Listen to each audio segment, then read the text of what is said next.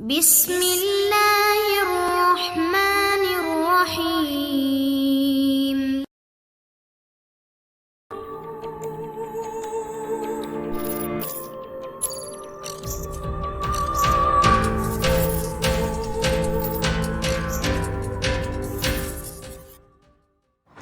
السلام علیکم دوستو، Imran series novel final game by Mazhar Kalim. اگر آپ نے ابھی تک ہمارے چینل جاسوسی دنیا کو سبسکرائب نہیں کیا تو سبسکرائب کریں اور بیل آئیکن پر کلک کیجیے۔ عمران اور اس کے ساتھی تیزی سے ایک سرنگ نما تنگ سے کریک اسنیک لائن میں سے گزرتے ہوئے تیزی سے آگے بڑھے چلے جا رہے تھے۔ اس وقت وہ اس مقامی لباس اور اسی پہلے والے میک اپ میں ہی تھے۔ یہ سرنگ اس مکان کے ایک خفیہ کمرے سے نکل کر پہاڑی علاقے کی طرف جاتی تھی اور اس کا پتہ ہیمر نے بتایا تھا، اور عمران کو اس سرنگ کا استعمال اس لیے کرنا پڑا تھا کہ صفدر نے اچانک ایک انتہائی طاقتور ٹیلی ویو بٹن برآمدے کے ایک کونے میں پڑا چیک کر لیا تھا۔ اس بٹن کو دیکھتے ہی عمران چونک پڑا تھا، کیونکہ وہ اس کی ساخت کو سمجھتا تھا۔ اس کی رینج کافی دور تک تھی اور نہ جانے کہاں سے نہ صرف انہیں دیکھا جا رہا تھا بلکہ ان کی گفتگو بھی سنی جا رہی تھی۔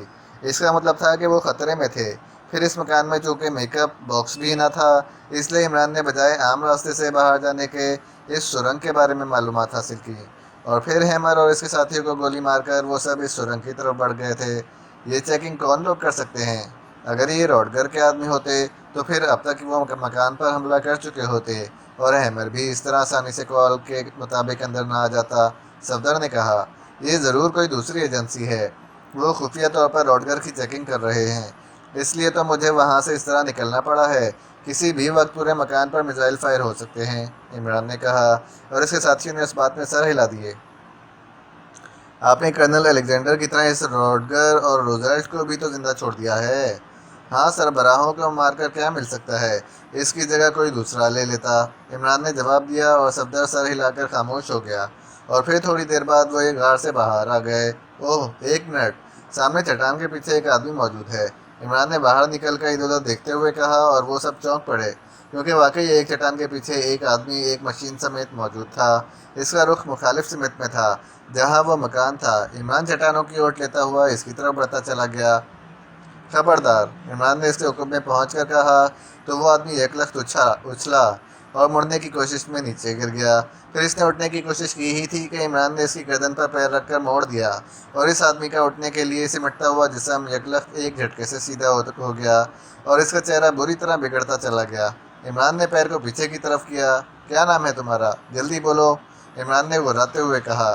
چونکہ جس جگہ وہ موجود تھے وہاں سے سامنے ایک اونچی چٹان تھی، اس لیے وہ دیکھ لیے جانے کے خطرے سے محفوظ تھے۔ ہڈسن، میرا نام ہڈسن ہے، اس آدمی نے ہکلاتے ہوئے کہا۔ کس ایجنسی سے تعلق ہے؟ ٹارج ایجنسی سے، ہڈسن نے گھٹے گھٹے لہجے میں رک کر کہا۔ پوری تفصیل بتاؤ، تم نے ٹیلی ویو کیوں اس کمرے میں لگایا تھا؟ پوری تفصیل بتاؤ، عمران نے غراتے ہوئے کہا، اور ہڈسن سے تفصیل سن کر عمران اور اس کے ساتھی بے اختیار چونک پڑے۔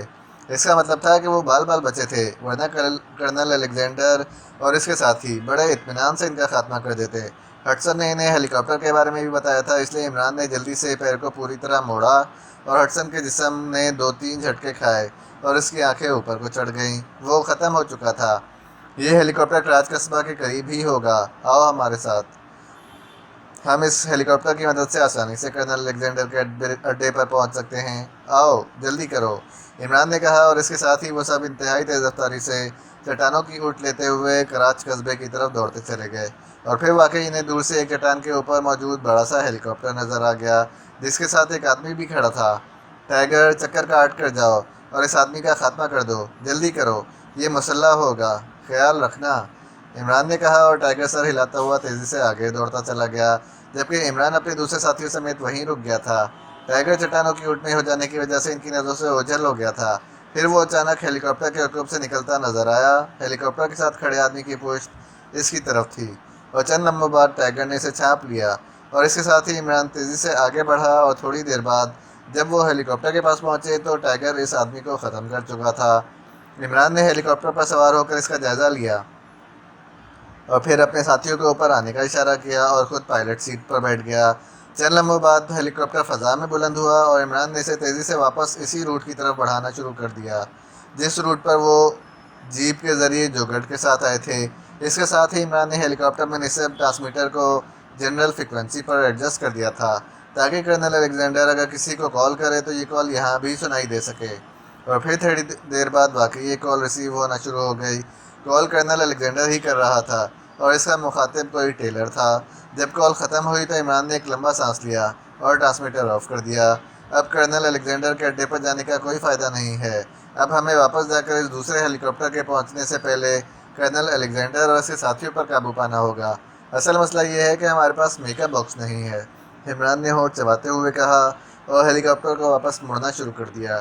کرنل الیگزینڈر سے اب حتمی طور پر سپر اسٹور کے بارے میں پوچھ گچھ کی جا سکتی ہے۔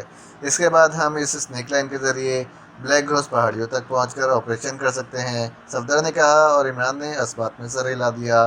عمران نے ہیلی کاپٹر پہلی والی جگہ پر دوبارہ اتار دیا۔ ہیلی کاپٹر کے ساتھ کھڑے ہوئے آدمی کی لاش ابھی تک وہیں پڑی ہوئی تھی۔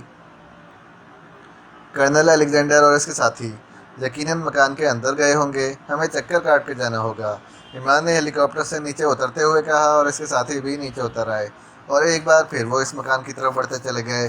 اس بار عمران کی ہدایت پر وہ پھیل کر چاروں طرف سے مکان کی طرف بڑھ رہے تھے تاکہ اگر کرنل الیگزینڈر اور اس کے ساتھی مکان سے باہر موجود ہوں تو انہیں چیک کیا جا سکے۔ لیکن مکان تک پہنچنے کے باوجود کرنل الیگزینڈر اور اس کے ساتھی انہیں کہیں نظر نہ آئے تو جیبوں سے مشین پستل نکال کر وہ سب ریڈ کرنے کے ایسے انداز میں مکان کے اندر داخل ہو گئے۔ لیکن اندر جا کر انہیں حیرت کا ایک اور جھٹکا لگا کیونکہ مکان خالی پڑا ہوا تھا۔ وہاں کرنل الیگزینڈر اور اس کے ساتھی موجود نہ تھے، البتہ ہیمر اور اس کے ساتھی پڑے ہوئے تھے، لیکن اب ان کے جسم گولیوں سے چھلنی ہو چکے تھے۔ یوں لگتا تھا کہ لاشوں پر کسی نے جان بوجھ کر گولیاں چلائی ہوں۔ عمران تیزی سے تہہ خانے کی سیڑھیوں کی طرف بڑھا، اس کے ساتھی بھی اس کے پیچھے وہاں پہنچے۔ اندر روڈگر اور روزویلٹ اسی طرح بندھے ہوئے لیکن بے ہوش نظر آ رہے تھے۔ میں نے یہاں ایک طویل سرنگ دریافت کی ہے باس، ٹائیگر نے کہا تو عمران اور اس کے ساتھی چونک پڑے۔ کہاں ہے؟ عمران نے کہا تو ٹائیگر اسے لے کر دوسرے کمرے میں آیا تو تہہ خانے کے سامنے والی دیوار کا ایک بڑا حصہ کھلا ہوا تھا اور وہاں دور تک جاتی ہوئی ایک طویل سرنگ دکھائی دے رہی تھی جو خاصی وسیع و عریض تھی۔ اسی لمحے تنوی جو باہر موجود تھا دوڑتا ہوا وہاں آ گیا۔ سرخ رنگ کا ایک اور ہیلی کاپٹر آیا ہے اور وہ جس طرح سے اس عمارت کے اوپر چکر را رہا ہے اس کے انداز سے لگ رہا ہے وہ جلد ہی ہم پر حملہ کرنے والے ہیں، تنویر نے کہا تو عمران چونک پڑا۔ اوہ، اس کا مطلب ہے کہ ہم عمارت سے باہر نہیں جا سکتے؟ ٹائیگر کو قدرت نے اس راستے تک پہنچایا ہے، چلو جلدی کرو، ہمیں فوراً یہاں سے نکلنا ہے، عمران نے کہا اور پھر وہ سب تیزی سے اس سرنگ میں دوڑتے چلے گئے۔ ابھی وہ تھوڑی ہی دور گئے ہوں گے کہ اچانک انہیں سروں پر انتہائی خوفناک دھماکے ہوتے سنائی دیے۔ اوہ اوہ، انہوں نے عمارت پر میزائل برسائے ہیں، دیواروں سے لگ جاؤ، دھماکوں کی دمک سے یہ سرنگ بھی گر سکتی ہے، جلدی کرو، عمران نے کہا اور فوراً دیوار کی سائڈ سے لگ گیا۔ اس کے ساتھیوں نے بھی دیواروں سے لگنے میں دیر نہ لگائی۔ باہر دور یکے بعد دیگرے 4 دھماکے ہوئے اور پھر ہر طرف خاموشی چھا گئی۔ سرنگ کی زمین اور دیواریں چند لمحے بری طرح سے لرزتی رہیں پھر پرسکون ہو گئیں۔ سرنگ میں تاریکی تھی اس لیے انہیں پتھر اور مٹی کے گرنے کی آوازیں سنائی دے رہی تھیں۔ عمران نے جیب سے ایک طاقتور ٹارچ نکال کر روشن کی تو اسے سرنگ میں جگہ جگہ مٹی اور پتھر گرتے دکھائی دیے۔ ہم محفوظ ہیں، چلو جلدی، عمران نے کہا اور پھر وہ سب تیزی سے سرنگ میں دوڑتے چلے گئے۔ 1 گھنٹہ مسلسل سرنگ میں دوڑتے رہنے کے بعد وہ سرنگ کے اختتام پر پہنچ گئے۔ سرنگ کا دہانہ بند تھا۔ عمران اور اس کے ساتھیوں نے اس دیوار کا جائزہ لیا تو انہیں وہاں ایک ابھار دکھائی دیا۔ عمران نے اس ابھار کو دبایا تو سرنگ کا دہانہ کھلتا چلا گیا اور سرنگ یکلخت روشنی سے بھر گئی۔ باہر ہر طرف جھاڑیاں ہی جھاڑیاں دکھائی دے رہی تھیں۔ ٹائیگر، باہر جا کر چیک کرو، عمران نے کہا تو ٹائیگر نے اس بات میں سر ہلایا اور پھر وہ جھاڑیاں ہٹاتا ہوا باہر چلا گیا۔ تھوڑی دیر بعد وہ واپس آ گیا۔ سب کلیئر ہے باس، یہ شاید مغربی علاقے کا جنگل ہے، ٹائیگر نے کہا، اور بلیک فارسٹ یہاں قریب ہی تھا، شاید ہم وہیں آ گئے ہیں، چلو نکلو، عمران نے کہا اور پھر وہ سب سرنگ سے نکل کر باہر آ گئے۔ باہر واقعی ایک جنگل تھا جہاں ہر طرف خاموشی چھائی ہوئی تھی۔ یہاں تو ہر طرف خاموشی ہے، لگتا ہے یہاں کسی ایجنسی کا کوئی آدمی موجود نہیں ہے، جولیا نے کہا۔ بلیک فارسٹ میں ہمیشہ حسن ماند ہی ہوتا ہے، اس لیے یہاں بھلا کسی کے آنے کی کیا ضرورت ہو سکتی ہے؟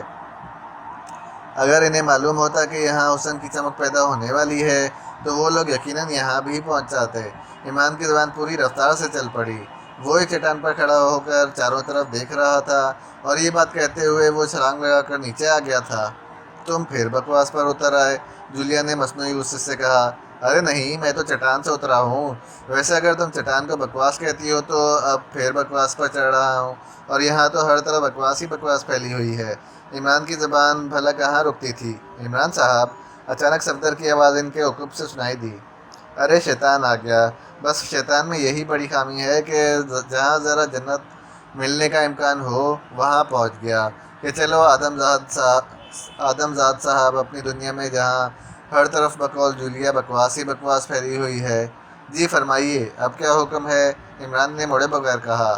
میرا تو قافیہ شیطان سے نہیں ملتا، آپ کا البتہ ملتا ہے۔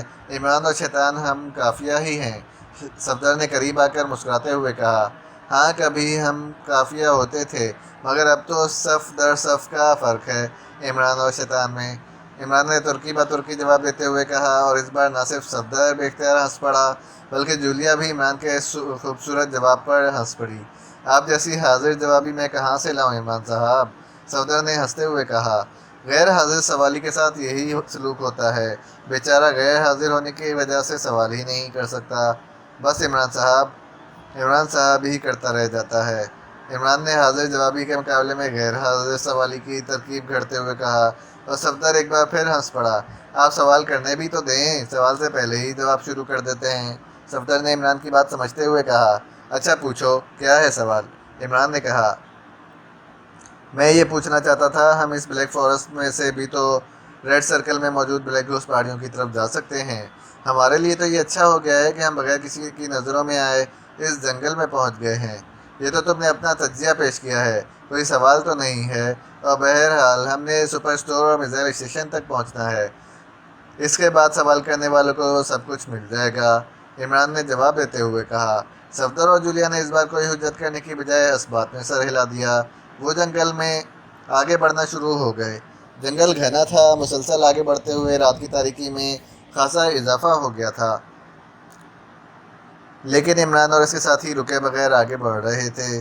جنگل میں اس وقت دور دور تک کوئی انسان نظر نہ آ رہا تھا، البتہ جانوروں اور دوسرے حشرات و لرز کی آوازیں سنائی دے رہی تھیں۔ شاید یہ جنگل بلیک گھوس پہاڑیوں سے ہٹ کر تھا، اس لیے اسے نظر انداز کر دیا گیا تھا۔ میرا خیال ہے کہ یہ درخت اس جنگل کا سب سے اونچا درخت ہوگا، اچانک جوزف نے ایک درخت کی طرف اشارہ کرتے ہوئے کہا، اور جس کا تنا کافی چوڑا اور پھیلا ہوا تھا۔ یہاں ہمیں ریڈ ٹریپ لگانا ہے، عمران نے کہا تو وہ سب چونک پڑے۔ Red trap? آپ کا مطلب ہے کہ جنگل کے درختوں پر مشین گنیں باندھنی ہیں اور ان کے ٹریگروں پر رسیاں لپیٹنی ہیں تاکہ جیسے ہی رسیاں کھینچی جائیں مشین گنیں چل پڑیں اور دشمنوں کو ایسا معلوم ہو جیسے یہاں مسلح گروپ موجود ہے۔ ہاں، تم اوپر جا کے مشین گن فٹ کر دو، عمران نے کہا، اور صدیقی نے اس بات میں سر ہلاتے ہوئے اپنی پشت پر لدا ہوا تھیلا اتارا، اس میں سے ایک مشین گن باہر نکالی، اور اس نے تھیلے میں سے پٹی نما میگزین کھولا اور اس میں ایڈجسٹ کر کے اس نے باقی پٹی کو مخصوص انداز میں پھیلا دیا۔ عمران نے اپنے تھیلے میں سے ایک چھوٹا سا آلہ نکالا اور اسے مشین گن کے ٹریگر والے حلقے سے جوڑ کر اس کے سائڈ پر لگا ہوا ایک بٹن دبا دیا۔ اب اسے لے جاؤ، عمران نے کہا، اور صدیقی مشین گن کاندھے پر لٹکا کر کسی پھرتیلے بندر کی طرح درخت پر چڑھتا چلا گیا۔ باقی سب ساتھی وہاں خاموش کھڑے رہے۔ تھوڑی دیر بعد صدیقی نیچے اتر آیا۔ میں نے اسے اچھی طرح ایڈجسٹ کر دیا ہے، صدیقی نے کہا، اور عمران نے اس بات میں سر ہلا دیا اور آگے بڑھنے لگا۔ کچھ دور چلنے کے بعد عمران رک گیا۔ نعمانی، اب تم دوسری مشین گن یہاں ایڈجسٹ کر دو، عمران نے کہا، اور اس بار نعمانی نے اپنے کندھے سے تھیلا اتارا اور اس میں سے مشین گن نکالی۔ چند لمحوں بعد جب پہلی مشین گن کی طرح یہ بھی تیار ہو گئی تو صدیقی نعمانی کے ہاتھ سے یہ مشین گن لے کر ایک درخت پر چڑھ گیا۔ اس طرح تقریباً 2 گھنٹوں کے اندر اس جنگل میں انہوں نے مختلف جگہوں پر 10 مشین گنیں درختوں کے اوپر نصب کر دیں۔ آؤ اب اس اسنیک لائن کی طرف چلیں، عمران نے مسکراتے ہوئے کہا، اور ایک بار پھر وہ ٹرنک پہاڑی کے کریک کی طرف بڑھنے لگے جو اسنیک لائن کہلاتا تھا، اور تھوڑی دیر بعد وہ سب ایک کریک کے تنگ سے دہانے میں داخل ہو گئے۔ آگے ٹائیگر تھا، اس نے اپنی جیب سے ایک چھوٹی سی ٹارچ نکال کر جلائی تھی۔ ٹارچ کو چھوٹی تھی لیکن اس کی روشنی کافی تیز تھی۔ کریک خاصا تنگ سا تھا، وہ ٹارچ کی روشنی میں آگے بڑھتے چلے گئے۔ کافی دیر تک کریک میں چلنے کے بعد اچانک وہ کھلی جگہ پر آ گئے۔ سامنے بلیک گھوس پہاڑیوں کا طویل سلسلہ نظر آ رہا تھا۔ وہ سب تیزی سے آگے بڑھتے چلے گئے۔ پہاڑی سلسلے کا آغاز ہوتے ہی وہ ایک بار پھر کریک میں داخل ہو گئے، اور اس بار یہ کریک کافی دور تک چلا گیا تھا، لیکن ایک بار پھر وہ کھلی جگہ پر پہنچ گئے، اور اس بار بلیک گھوسٹ پہاڑیوں کے اندر وہ پہنچ گئے تھے۔ وہ مسلسل آگے بڑھتے رہے۔ اس بار جس راستے سے ہم گزریں گے اس کا اختتام بلیک گھوسٹ پہاڑیوں کے ریڈ سرکل میں ہی ہوگا، اور وہاں چپے چپے پر مسلح افراد ہیں۔ اب ہمیں ایکشن میں آنا پڑے گا، عمران نے کہا۔ تم چلو تو صحیح، تنویر نے مسکراتے ہوئے کہا، اور عمران سر ہلاتا ہوا آگے بڑھتا چلا گیا۔ تھوڑی دیر بعد وہ ایک بار پھر کریک میں داخل ہو گئے۔ یہ کریک پہلے سے بھی زیادہ طویل ثابت ہوا، لیکن پھر اچانک وہ ایک کھلی جگہ پر آ گئے۔ اب اوپر مسلسل چڑھائی تھی، اور عمران اور اس کے ساتھیوں نے دیکھا کہ نیچے سے اوپر تک جگہ جگہ سرچ لائٹیں لگی ہوئی تھیں، اور تیز روشنی ہر طرف پھیلی ہوئی تھی۔ حیرت ہے، انہوں نے واقعی زبردست انتظامات کر رکھے ہیں، عمران نے مسکراتے ہوئے کہا، اور باقی ساتھیوں نے اس بات میں سر ہلا دیے۔ یہ ایئر چیک پوسٹ کہاں ہے؟ عمران نے اوپر دیکھتے ہوئے کہا۔ اب یہاں سے تو وہ دکھائی نہیں دے سکتی، اس بار صفدر نے کہا، کیونکہ اوپر جنگل تھا، اور ظاہر ہے اونچے درختوں کی وجہ سے اوپر سے بنی ہوئی چیک پوسٹ نظر نہ آ سکتی تھی۔ چلو اوپر جا کر دیکھ لیں گے، لیکن اب میری بات غور سے سن لو۔ اب جس مہم کا آغاز ہو رہا ہے یہ یقینی طور پر موت کا کھیل ہوگا، اس لیے سب لوگ پوری طرح ہوشیار رہیں گے۔ کسی کی ذرا سی غفلت اور کوتاہی ہم سب کا خاتمہ کر دے گی، عمران نے انتہائی سنجیدہ لہجے میں کہا، اور سب نے اس بات میں سر ہلا دیے۔ پھر انہوں نے جیب سے مخصوص قسم کے مشین پسٹل نکال لیے، جن کی نالوں پر انتہائی نفیس سائلنسر چڑھے ہوئے تھے۔ یہ سارا اسلحہ اسی مکان کے تہہ خانے سے ملا تھا، جو شاید روڈگر اور روزولٹ نے وہاں جمع کیا تھا۔ وہ سب اوپر چڑھنے لگے۔ عمران ان کی رہنمائی کر رہا تھا، اور وہ بڑے محتاط انداز میں اوپر چڑھ رہے تھے۔ عمران خاص طور پر ایسے راستے کا انتخاب کر رہا تھا جو ان سرچ لائٹوں کے درمیان کا وہ راستہ تھا جہاں روشنی قدرے کم تھی۔ کافی اوپر آنے کے بعد اچانک عمران ٹھٹک کر رک گیا۔ سب ساتھی بھی اس کے ساتھ ہی ٹھٹک کر رک گئے۔ عمران نے ہاتھ سے اشارہ کیا، اور ان سب کی گردنیں اس طرف کو گھوم گئی جہاں ایک مسلح آدمی زمین پر لیٹا ہوا تھا۔ اس کا سر ایک چٹان سے ٹکا ہوا تھا، اس کے ساتھ ہی ایک مشین گن پڑی ہوئی تھی۔ وہ گہری نیند سو رہا تھا۔ ٹائیگر، اس کی آواز نہیں نکلنی چاہیے، یہاں لازماً اس کے دوسرے ساتھی بھی ہوں گے، عمران نے ساتھ کھڑے ٹائیگر کے کان میں سرگوشی کرتے ہوئے کہا، تو ٹائیگر نے اس بات میں سر ہلا دیا، اور پھر جھک کر وہ انتہائی محتاط انداز میں اس سوئے ہوئے آدمی کے قریب پہنچ گیا۔ چند لمحوں بعد وہاں پہنچا تو اچانک اس کا پیر کسی ایسے پتھر پر پڑا جو شاید پہلے ہی اپنی جگہ چھوڑ چکا تھا۔ اس کا پیر پڑتے ہی وہ کھڑکھڑا کر نیچے گرنے لگا، اور سویا ہوا آدمی بے اختیار ہڑبڑا کر اٹھا ہی تھا کہ ٹائیگر کسی بھوکے عقاب کی طرح اس پر جھپٹ پڑا۔ ٹائیگر نے انہیں کوشن دیا تو وہ سب اس کے پاس پہنچ گئے۔ ابھی وہ سب ادھر دیکھ ہی رہے تھے کہ اچانک عمران کی نظر سامنے پڑے ایک باکس پر پڑی۔ اس باکس کو دیکھ کر وہ چونک پڑا۔ Red blaster! اوہ، یہاں ہم پر نظر رکھی جا رہی ہے، جلدی کرو، نکلو یہاں سے، عمران نے بوکھلا کر کہا، لیکن اس سے پہلے کہ وہ پلٹ کر بھاگتے، اسی لمحے باکس سے تیز روشنی نکلی، اور عمران کو یوں محسوس ہوا جیسے اس کے ذہن پر کسی نے بجلی کسی تیز رفتاری سے سیاہ چادر پھیلا دی ہو۔ اس کے بعد ذہن پر پھیلنے والی سیاہ چادر نے سب احساسات کو مکمل طور پر ڈھانپ دیا تھا۔ عمران کی آنکھیں کھلیں تو چند لمحوں تک تو اسے ہر چیز دھندلی دھندلی سی دکھائی دی، لیکن پھر شعور کے بیدار ہونے کے ساتھ ہی منظر واضح ہوتا چلا گیا، اور عمران نے جس کے ذہن میں بے ہوش ہونے سے پہلے یہ احساس موجود تھا کہ وہ ریڈ باکس کے اچانک بلاسٹ ہونے کے دھماکے کے بعد بے ہوش ہو گیا تھا، ہوش میں آنے کے بعد ایک طویل سانس لیا، کیونکہ ہوش میں آتے ہی اسے معلوم ہو گیا تھا کہ وہ اپنے سارے ساتھیوں سمیت ایک بیرک کے سامنے کمرے میں کرسیوں پر بندھا ہوا موجود ہے، اور سامنے لیڈی مارتھا اپنی ساتھی کیتھی اور 3 مسلح افراد کے ساتھ کھڑی تھی۔ ان میں سے 2 کے پاس مشین گنیں تھیں۔ تمہیں ہوش آ گیا عمران؟ لیڈی مارتھا نے مسکراتے ہوئے عمران سے مخاطب ہو کر کہا، تمہاری موجودگی میں اور بے ہوش، یہ کیسے ممکن ہے لیڈی مارتھا؟ یقین کرو تمہارا حسن دیکھ کر ایک بار پھر بے ہوش ہونے کو دل چاہ رہا ہے۔ اگر اجازت دو تو تھوڑی دیر کے لیے اور بے ہوش ہو جاؤں، عمران نے کہا۔ ویری گڈ، تو میرا اندازہ درست نکلا کہ تم ہی عمران ہو سکتے ہو، کیونکہ سب سے پہلے تم ہی ہوش میں آئے تھے۔ اچھا ہوا تم نے خود تسلیم کر لیا، ورنہ تمہیں عمران ثابت کرنے کے لیے مجھے خواہ مخواہ وقت ضائع کرنا پڑتا، لیڈی مارتھا نے مسکراتے ہوئے کہا، اور عمران کو پہلی بار اس بات کا احساس ہوا کہ روانی میں اپنے آپ کو جلدی ظاہر کر لینا اس کی حماقت تھی۔ اس طرح اس نے کچھ وقت جو اسے مل سکتا تھا خود ہی ضائع کر دیا ہے۔ تمہارے اندازے کا کیا کہنا؟ اسی لیے تو دوبارہ بے ہوش ہونے کی اجازت مانگ رہا ہوں۔ عمران نے کہا تو لیڈی مارتھا بے اختیار ہنس پڑی۔ اسی لیے لمحے عمران نے جولیا اور پھر اپنے باقی ساتھیوں کو ہوش میں آتے دیکھا۔ یہ کون ہے اور تم دوبارہ بے ہوش ہونے کی بات کیوں کر رہے ہو؟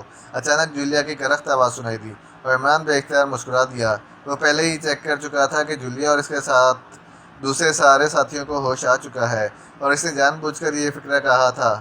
البتہ لیڈی مارتھا چونک کر جولیا کو دیکھنے لگی۔ یہ تمہاری بیوی ہے شاید، لیڈی مارتھا نے ہونٹ چباتے ہوئے کہا۔ ارے نہیں، اسی شاید کے گھپلے میں تو اب تک پھنسا ہوا ہوں، عمران نے مسکراتے ہوئے کہا اور لیڈی مارتھا بے اختیار چونک پڑی۔ تم ہو کون؟ جولیا نے اسی طرح غصیلے لہجے میں کہا۔ میرا نام لیڈی مارتھا ہے اور میں کرانس کی ریڈ رنگ ایجنسی کی چیف ہوں۔ اب میری بات سن لو، اگر تم نے اس لہجے میں ایک لفظ بھی کہا تو گولیوں سے جسم چھلنی کر دوں گی۔ لیڈی مارتھا کا لہجہ فکر کے آخر میں بے حد کرخت ہو گیا تھا۔ یو شٹ اپ، میں تم جیسی تھرڈ کلاس عورتوں کو منہ لگانا بھی پسند نہیں کرتی، جولیا نے پھنکارتے ہوئے لہجے میں کہا۔ اوہ، تمہاری یہ جرت، کہتی اسے گولیوں سے اڑا دو، لیڈی مارتھا نے غصے سے چیختے ہوئے کہا۔ سنو لیڈی مارتھا، اس حکم کی تعمیل ہونے سے پہلے میری بات سن لو، اچانک عمران نے انتہائی سنجیدہ لہجے میں کہا تو لیڈی مارتھا تیزی سے اس کی طرف مڑ گئی۔ کیا بات ہے؟ لیڈی مارتھا نے گھبرا کر کہا۔ میرا ان سے کوئی کسی قسم کا بھی تعلق نہیں ہے، یہ پاکیشیا سیکرٹ سروس کے ممبر ہیں اور ان کا چیف ایک نقاب پوش ہے، وہی ان کے تحفظ کا بھی ذمہ دار ہے۔ میں تو صرف معاوضے پر پاکیشیا سیکرٹ سروس کے لیے کام کرتا ہوں، اس لیے مجھے اس بات سے کوئی دلچسپی نہیں ہے کہ ان کا کیا حشر ہوتا ہے۔ اگر تم مجھے چھوڑ دو تو میں ساری زندگی تمہارے ساتھ اور تمہاری ایجنسی کے لیے کام کروں گا اور کبھی لوٹ کر پاکیشیا بھی نہیں جاؤں گا۔ پلیز مجھے چھوڑ دو، عمران نے کہا۔ عمران، کیا تم اس بار غداری پر اتر آئے ہو؟ یہ غداری نہیں ہے مسٹر، معاوضے اور پسند کی بات ہے، عمران نے روکھے سے لہجے میں کہا اور اسی لمحے لیڈی مارتھا کہا مار کر ہنس پڑی۔ اوہ، تو اس طرح کی باتوں سے تم دوسروں کو بیوقوف بنا لیتے ہو؟ بہت خوب، لیکن سنو، میرا نام لیڈی مارتھا ہے، مجھے اس طرح بچگانہ باتوں سے احمق نہیں بنایا جا سکتا، لیڈی مارتھا نے بڑے طنزیہ لہجے میں کہا۔ تو تم خود ہی بالغانہ باتیں کرنی شروع کر دو، مجھے تو شرم آتی ہے ایسی باتیں کرتے ہوئے، اس لیے مجبوراً بچگانہ باتیں کرنی پڑتی ہیں، عمران نے منہ بناتے ہوئے کہا اور لیڈی مارتھا ایک بار پھر ہنس پڑی۔ گڈ شو، واقعی تم بے حد ذہین ہو، یہ دوسرا حربہ اختیار کیا ہے تم نے۔ واقعی اگر میری جگہ کوئی اور عورت ہوتی تو ضرور تمہارے اس جال میں پھنس جاتی، لیکن میرا نام لیڈی مارتھا ہے، میں نے یاد کر لیا ہے تمہارا نام، اگر کہو تو ہجے کر کے بھی سنا دوں، اس لیے بار اپنے نام کی گردان کرنے کی ضرورت نہیں ہے۔ ٹھیک ہے، اگر تمہیں میری باتوں پر یقین نہیں آ رہا ہے تو تمہارا جو جی چاہے کر لو، لیکن بعد میں نہ پچھتانا، عمران نے منہ بناتے ہوئے کہا اور لیڈی مارتھا ایک بار پھر ہنس پڑی۔ اس کا انداز بتا رہا تھا کہ وہ عمران کی باتوں سے واقعی محظوظ ہو رہی ہے۔ تم ضرورت سے زیادہ ذہین ہو، تمہاری ہر بات میں نیا حربہ ہوتا ہے۔ ٹھیک ہے، باتیں بہت ہو چکی، اب مجھے کارروائی شروع کر دینی چاہیے، لیڈی مارتھا نے سنجیدہ ہوتے ہوئے کہا۔ اگر میری موت سے تمہاری ترقی ہو سکتی ہے تو میں مرنے کے لیے تیار ہوں، کم از کم مجھے یہ تسلی تو ہوگی کہ میں کرنل الیگزینڈر کے ہاتھوں نہیں مر رہا۔ ویسے اب میں نے تو مر تو جانا ہے، لیکن کیا اس سے پہلے تم میرے چند سوالوں کے جوابات دینا پسند کرو گی؟ عمران نے سر ہلاتے ہوئے کہا۔ ٹھیک ہے، تم نے مرنا تو ہے ہی، اس لیے تمہارے سوالوں کے جواب بھی دیے جا سکتے ہیں، لیکن اگر تم کوئی شعبدہ دکھانے کے لیے وقت حاصل کرنا چاہتے ہو تو اس کا میں بندوبست کر دیتی ہوں، لیڈی مارتھا نے سنجیدہ لہجے میں کہا۔ نہیں شکریہ، عمران نے کہا۔ تم سوال پوچھنا چاہتے تھے، میں تمہیں اجازت دیتی ہوں، جتنے سوال مرضی آئے پوچھ لو، لیڈی مارتھا واقعی بے حد خوش اور مطمئن نظر آ رہی تھی۔ شکریہ، پہلے تو یہ بتا دو کہ تمہیں ہماری یہاں آمد کا کیسے پتہ چلا؟ عمران نے اس بار سنجیدہ لہجے میں کہا۔ میں نے بلیک فارسٹ کی طرف سے آنے والے راستوں پر مسلح افراد کو بٹھانے کی بجائے ویژنل ڈیوائسز لگائی تھیں اور یہاں ایک کنٹرول روم تیار کیا تھا جہاں بیٹھ کر میں اس طرف سے آنے والوں کو آسانی سے چیک کر سکتی تھی۔ میں نے اپنے طور پر تمہیں اس عمارت میں میزائل مار کر ہلاک کر دیا تھا، لیکن اس کے باوجود میرا دل مطمئن نہ ہو رہا تھا، اور چونکہ اس عمارت کا رخ بلیک فارسٹ کی طرف تھا اس لیے میرے خیال میں آیا کہ اگر تم آئے تو اس بلیک گھوس پہاڑیوں کی طرف سے آئے ہوگے، اس لیے میں نے ریجنل ڈیوائسز سے اس علاقے کی نگرانی شروع کرا دی، وہاں چند آدمیوں کو بھی تعینات کر دیا تاکہ تم انہیں دیکھو تو انہیں قابو میں آنے کے بغیر آگے بڑھنے کی کوشش کرو۔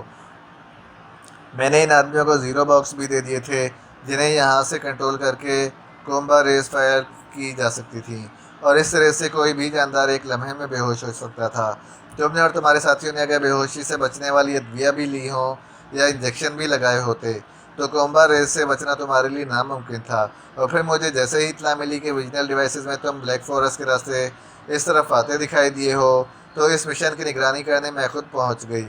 اور پھر تم جب میرے آدمی تک پہنچے تو میں نے زیرو باکس بلاسٹ کر دیا، جس سے تیز کومبا ریز پھوٹی اور تم سب بے ہوش ہو گئے۔ لیڈی مارتھا نے تفصیل بتاتے ہوئے کہا۔ تو عمران ایک طویل سانس لے کر رہ گیا۔ گڈ شو، اس کا مطلب ہے تم نے بڑی ذہانت سے جال بچایا اور ہم احمقوں کی طرح خود ہی تمہارے جال میں آ پھنسے۔ عمران نے مسکراتے ہوئے کہا، ہاں، اور دیکھ لو، میں تم سب کو ٹریپ میں پھنسانے میں کامیاب بھی ہو چکی ہوں۔ لیڈی مارتھا نے مسکراتے ہوئے کہا، اور عمران ایک طویل سانس لے کر رہ گیا۔ تو کیا تم واقعی میری جان نہیں بخش سکتی ہو؟ عمران نے کہا، میں تم پر اعتبار نہیں کر سکتی۔ سنو، میرا آرڈر ہے، فائر کھول دو۔ لیڈی مارتھا نے پہلے عمران سے کہا اور ساتھ ہی مڑ کر پیچھے کھڑے دونوں محافظوں کو فائرنگ کا حکم دیا۔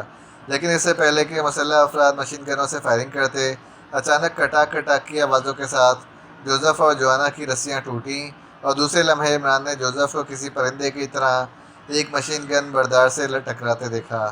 وہ آدمی یکلخت چیختا ہوا فضا میں اچھلا اور پوری قوت سے لیڈی مارتھا سے جا ٹکرایا، اور لیڈی مارتھا اور اس کے ساتھی کھڑی کیتھی اچھل کر پیچھے جا گری۔ اسی لمحے جوانا نے لانگ جمپ لگایا اور وہ دوسرے مسلح افراد سے ٹکرایا، اور دوسرے لمحے ماحول ان کی تیز چیخوں سے گونج اٹھا۔ جوزف اور جوانا نے اپنی طاقت کا استعمال کر کے رسیاں توڑ دی تھیں اور پھر وقت ضائع کیے بغیر چھلانگیں لگا کر ان پر حملہ کر دیا تھا۔ عمران نے بھی اس دوران لیڈی مارتھا سے باتیں کر کے اتنا وقت حاصل کر لیا تھا کہ وہ اپنی کلائیوں میں بندھی ہوئی رسیاں ناخنوں میں چھپے ہوئے بلیڈوں کی مدد سے کاٹ سکے، اور پھر رسیاں کٹتے ہی اس نے بھی ہاتھ سیدھے کرنے اور اپنے جسم پر لپٹی ہوئی رسیاں الگ کرنے میں دیر نہ لگائی۔ کیتھی اور لیڈی مارتھا ایک دوسرے سے ٹکرا کر فرش پر گر گئی تھیں، جبکہ ان دونوں مسلح محافظوں میں سے ایک کو جوانا نے اٹھا کر دیوار پر دے مارا، جبکہ دوسرے کے حلق سے زوردار چیخ نکلی اور اس کا سر جوانا کے زوردار مکے کی وجہ سے کسی تربوز کی طرح پھٹ گیا۔ پھر کمرہ مشین گنوں کی تڑتڑاہٹ سے یکلخت گونج اٹھا اور کیتھی اور دیوار سے ٹکرا کر نیچے گر کر دوبارہ اٹھنے کی کوشش کرتا ہوا آدمی چیختا ہوا دوبارہ فرش پر گر کر بری طرح تڑپنے لگا، جبکہ لیڈی مارتھا کے حلق سے بھی زوردار چیخیں نکلنے لگیں۔ جوانا نے اسے اس طرح اپنے بازوؤں میں جکڑ لیا تھا جیسے کوئی چھوٹی سی چڑیا کسی عقاب کے پنجے میں پھنس کر پھڑپڑا رہی ہو۔ جوزف نے فوراً ایک آدمی کی گری ہوئی مشین گن اٹھائی اور دوسرے لمحے ماحول مشین گن کی تڑتڑاہٹ اور بچ جانے والے ایک آدمی اور کیتھی کی چیخوں سے کمرہ گونج اٹھا۔ جوانا لیڈی مارتھا کو اٹھا کر پوری قوت سے دیوار پر مارنے ہی لگا تھا کہ عمران چیخ اٹھا، اسے چھوڑ دو جوانا، اور باقی ساتھیوں کو کھول دو۔ عمران چیخ کر کہا تو جوانا نے لیڈی مارتھا کو ایک طرف پھینک دیا۔ لیڈی مارتھا کے منہ سے پھر چیخ نکلی اور وہ اٹھنے ہی لگی تھی کہ عمران نے جھپٹ کر دوسری مشین گن اٹھائی اور اسے لے کر لیڈی مارتھا کے قریب آ گیا اور اس نے مشین گن اس کے سر سے لگا دی۔ کوئی غلط حرکت نہ کرنا لیڈی مارتھا، ورنہ مشین گن کی ساری گولیاں تمہیں چھلنی کر دیں گی، عمران نے انتہائی خشک لہجے میں کہا، اور لیڈی مارتھا کے ہونٹ سختی سے بھینچ گئے۔ اس کے چہرے پر ایسے تاثرات نمایاں ہو رہے تھے جیسے کوئی جواری جیتی ہوئی بازی اچانک آخری پتے پر ہار جاتا ہے۔ اگر تم خود ہمیں اپنی رہنمائی میں اس سپر اسٹور اور میزائل اسٹیشن تک لے جاؤ گی، سمجھی؟ اگر تم نے کوئی غلط حرکت کرنے کی کوشش کی تو جولیا تم جیسی عورتوں کو سیدھا کرنا خوب جانتی ہے۔ کیوں جولیا؟ عمران نے مسکراتے ہوئے کہا، میں اس کا خون پی جاؤں گی، یہ کوئی غلط حرکت کرے تو صحیح، جولیا نے انتہائی غصیلے لہجے میں کہا، اور صرف عمران ہی نہیں، باقی بھی جولیا کے اس فکرے پر بے اختیار زیر لب مسکرانے پر مجبور ہو گئے۔ جوزف اور جوانا نے ان سب کی رسیاں کھول کر انہیں آزاد کر دیا تھا۔ تم جو چاہے کرو، لیکن میں تمہیں سپر اسٹور تک اس لیے نہیں لے جا سکتی کہ مجھے خود بھی معلوم نہیں کہ سپر اسٹور کا راستہ کہاں ہے، لیڈی مارتھا نے منہ بناتے ہوئے کہا۔ جب تم راستہ ہی نہیں جانتی لیڈی مارتھا تو پھر تمہیں زندہ رکھنے کا بھی کوئی فائدہ نہیں ہے، اس لیے تم چھٹی کرو، عمران نے انتہائی شفقانہ لہجے میں کہا اور مشین گن کا رخ لیڈی مارتھا کی طرف کر کے ٹریگر پر موجود انگلی کو حرکت دینے لگا۔ رکو رکو رک رک رک رکو، مت مارو مجھے، میں تمہیں راستہ بتا دیتی ہوں، پلیز مجھے مت مارو، لیڈی مارتھا نے یکلخت خوف کی شدت سے بے اختیار چیختے ہوئے کہا۔ وہ شدید عمران کی آنکھوں میں اتر آنے والی سرد مہری اور چہرے پر چھا جانے والی صفاقی سے بری طرح خوفزدہ ہو چکی تھی۔ صالحہ، اس کی تلاشی لو، عمران نے صالحہ سے مخاطب ہو کر کہا، تو صالحہ نے اس بات میں سر ہلا دیا اور لیڈی مارتھا کے حکم میں آ کر اس کی تلاشی لینے میں مصروف ہو گئی۔ کاش میں تمہاری شناخت کے چکر میں نہ پڑتی اور جیسے ہی تم بے ہوش ہوئے تھے تو میں اسی عالم میں گولیوں سے اڑا دیتی، لیڈی مارتھا نے ہونٹ چباتے ہوئے کہا۔